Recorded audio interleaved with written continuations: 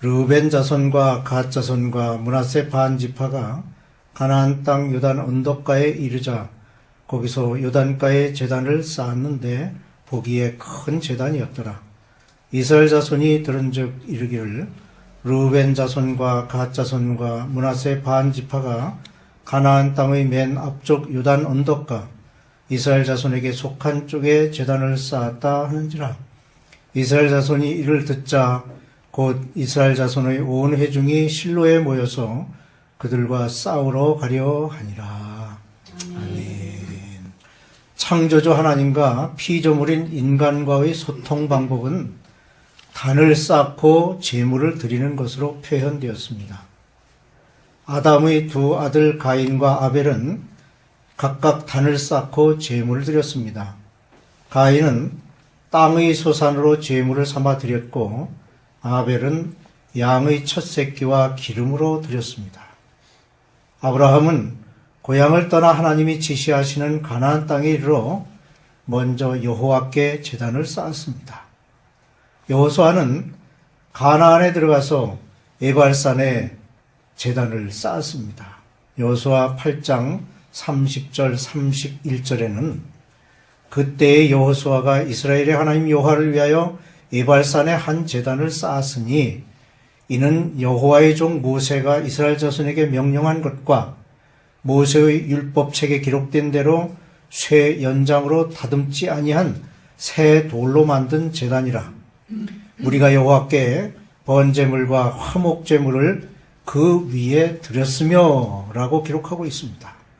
이와 같이 인간은 하나님께 제단을 쌓고 제물을 드리는 것으로 소통할 수 있었습니다.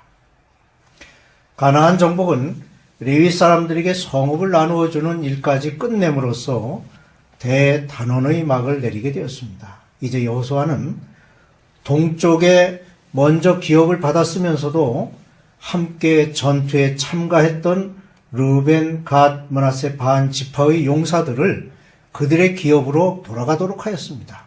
모세를 통하여 하나님의 명령을 받고 자기들의 가족은 그대로 요단 동편의 기업으로 얻은 땅에 머물러 있었지만 서편으로 건너와 다른 지파들을 위해 전투에 참여했던 4만 명가량의 군인들은 하나님과 모세에게 한 약속을 성실히 수행하고 그들의 책임을 다했던 것입니다.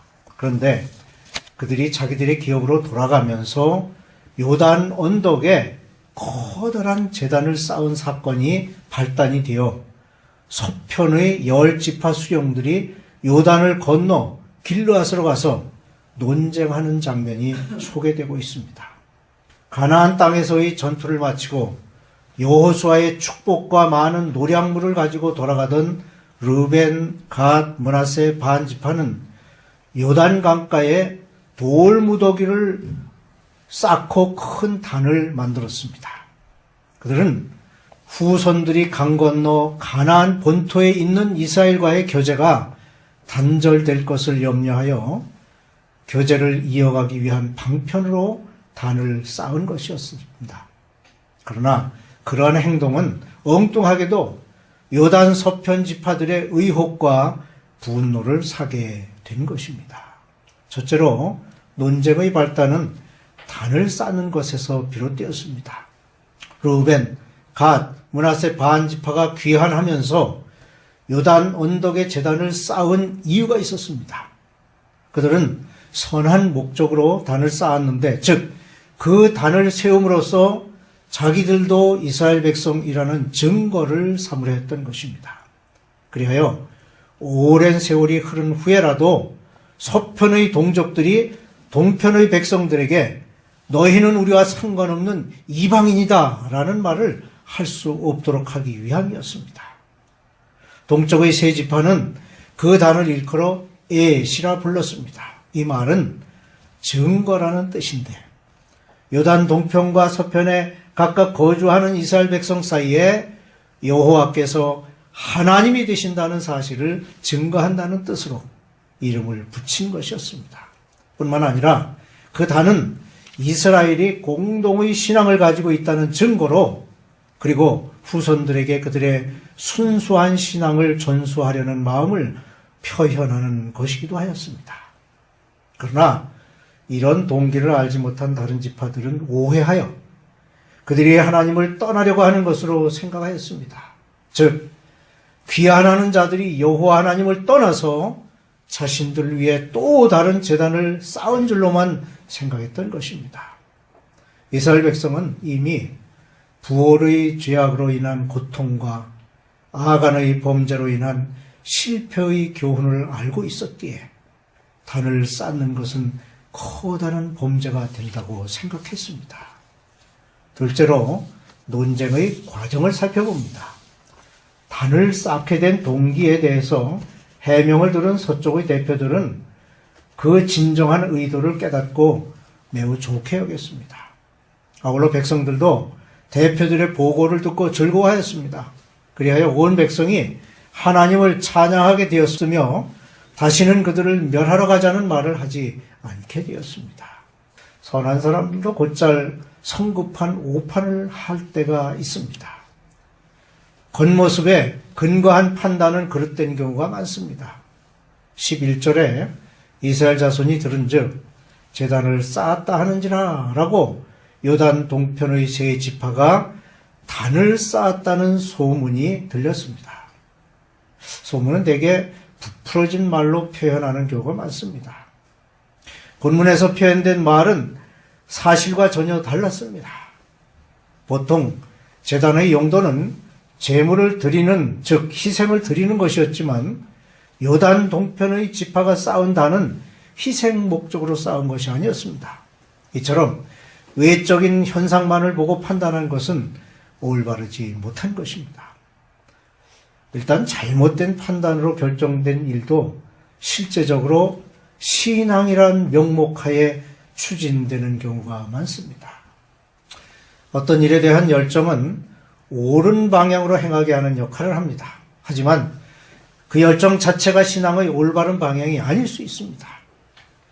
교회 안에서 있을 수 있는 일을 사도 바울이 지적하는 내용이 빌립보서 4장 2절에 있습니다. 내가 유오디아를 권하고 순두개를 권하노니 주 안에서 같은 마음을 품으라.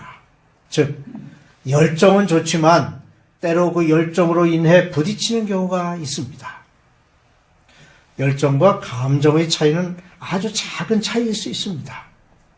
만일 제장 일르아살이 이 문제를 놓고 하나님께 간구했더라면 백성들이 형제인 요단 동편 지파들을 쉽게 정죄하지 않았을 것입니다. 남의 잘못을 그렇게 빨리 밝히는 사람이라면 자신의 무지에 대해서도 깨달을 수 있어야 하는 것입니다.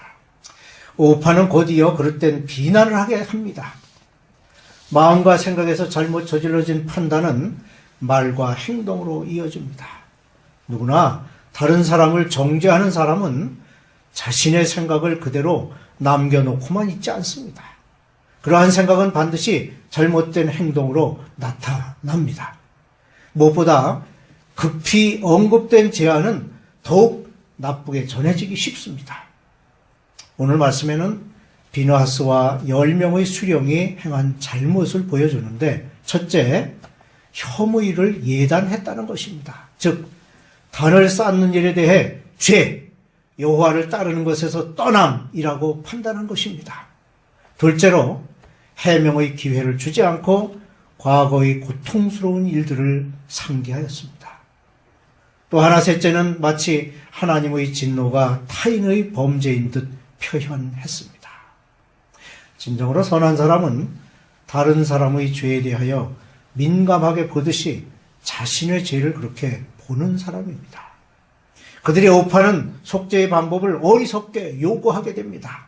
19절 말씀에 너희의 소유지가 만일 깨끗하지 아니하거든 여호와의 성막이 있는 여호와의 소유지로 건너와 우리 중에서 소유지를 나누어 가질 것이니라.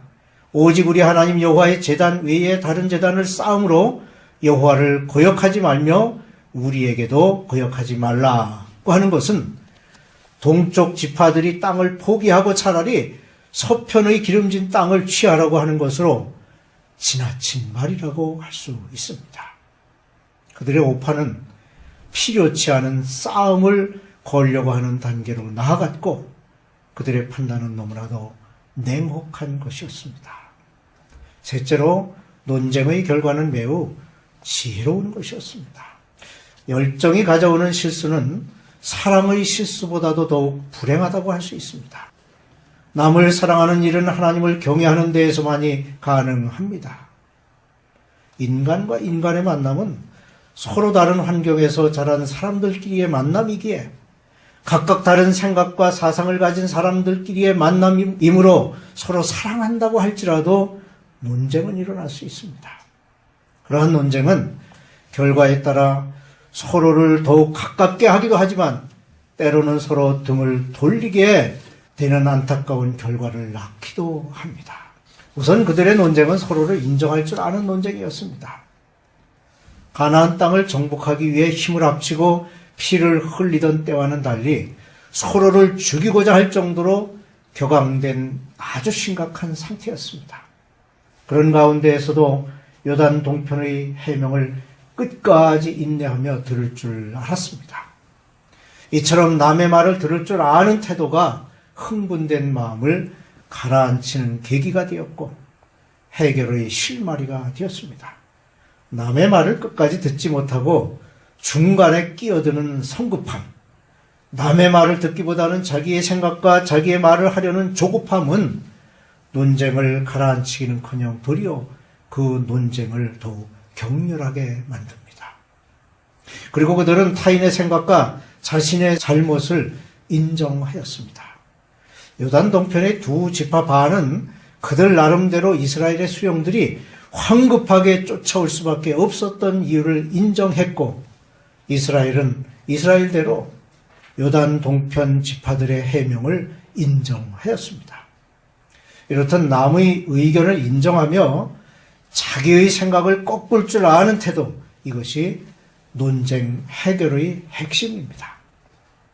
자기의 생각이 틀렸음을 알면서도 자존심과 체면 때문에 인정하지 않는 비열한 모습을 이들에게서는 찾아볼 수 없습니다. 자신의 잘못과 타인의 견해를 인정하는 태도야말로 진정한 용기라 할 수 있습니다. 또한 그들은 내려진 결정에 대하여 불평이나 원망을 하지 않았습니다. 우리는 종종 거의 끝나가던 논쟁이 작은 불평 때문에 더욱 거세지는 경우를 볼 수 있습니다. 이스라엘은 그들에게 너희들은 희생의 제물을 드리지 않을 것이라고 하지만 누가 그것을 믿을 수 있느냐라든가 이 제단이 결코 그렇게 사용되지 않으리라는 보장이 있느냐는 질문을 할 수도 있었고 동편의 지파들은 그들대로 우리의 선한 목적을 오해하고 어찌하여 이렇게 황급하게 달려왔느냐 또 같은 형제로서 어찌 우리를 죽이려 했느냐라는 불평을 할 수도 있었습니다. 하지만 그들은 서로에게 그 어떤 질문이나 불평을 하지 않았습니다.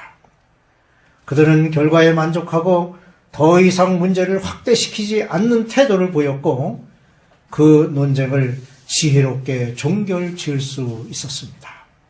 그 결과 그들은 만족할 수 있었습니다. 그들은 서로 만족하였고 서로의 장점을 칭찬해 주었습니다. 무엇보다 그들은 여호와를 찬송하였습니다. 33절에 그 일이 이스라엘 자손을 즐겁게 한지라 이스라엘 자손이 하나님을 찬송하고 르우벤 자손과 갓 자손이 거주하는 땅에 가서 싸워 그것을 멸하자 하는 말을 다시는 하지 아니하였더라고 했습니다. 서로에게 만족하며 서로를 위로하고 칭찬하는 것은 인간적인 면에서의 만족이요 인간적인 측면에서의 해결이 될 수 있습니다. 더 나아가 서로의 진심을 확인하고 서로를 진심으로 사랑하게 되면 그러한 결과를 허락하신 창조주 하나님을 찬양하게 됩니다. 우리의 논쟁은 진정 하나님을 찬양하는 자리에까지 나아가는 아름다운 결과를 맺도록 해야 할 것입니다.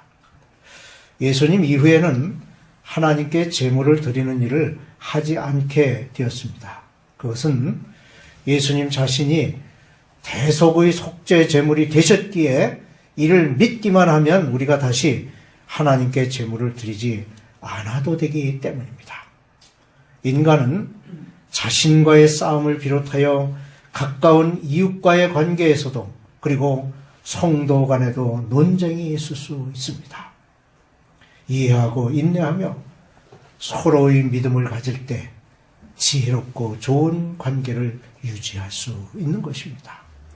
오늘 말씀에는 단을 쌓는 일을 동기로 하여 오해를 풀고 아름다운 관계를 유지하게 되었음을 보여줍니다. 무엇보다 우리는 하나님과의 관계에서 막힌 담이 흘리고 소통할 수 있게 된 것에 감사하게 되는 것입니다. 속죄양이 되신 예수 그리스도로 말미암아 우리는 긍휼하심을 받고 때를 따라 돕는 은혜를 얻기 위하여 은혜의 보좌 앞에 담대히 나아갈 수 있는 것입니다.